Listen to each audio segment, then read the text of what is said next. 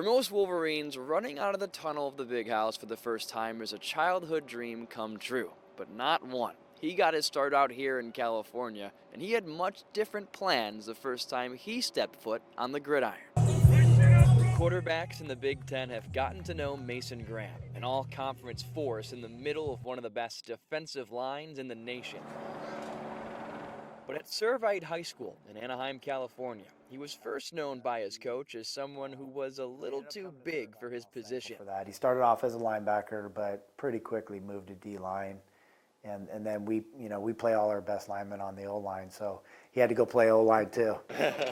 I didn't want to switch positions at all. I wanted to keep playing linebacker, but D-line was my best interest because that's what I was going to play if I played in college. We need more speed on the field, and he's fast for a D lineman, but maybe not that fast for a linebacker, and he was mad at me. I was a little upset about it. His former coach, Troy Thomas, knew what's best, and once he made the move, he sat back and watched Mason work. He wasn't like a ready-made guy coming into high school, and I've had those guys, that you can tell, hey, that guy's going to play a long time if he stays healthy. Mason wasn't that. He became a top player in both sides of the line, and schools started calling, except for one.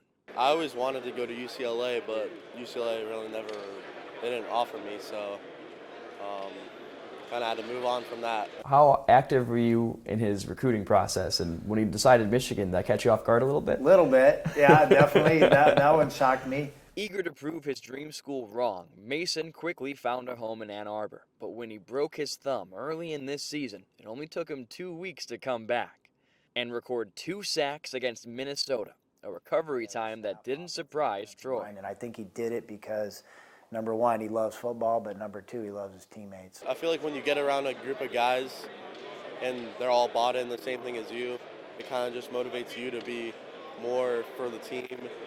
So I feel like that's kind of what happened in high school, and I feel like it just carried on to college. So as Mason steps under the lights and the granddaddy of them all, 40 miles away from where his career started, he's got the support of all those teammates he fought with and his coach. I know it's going to be a loud house here when we're watching that game cheering for number 55.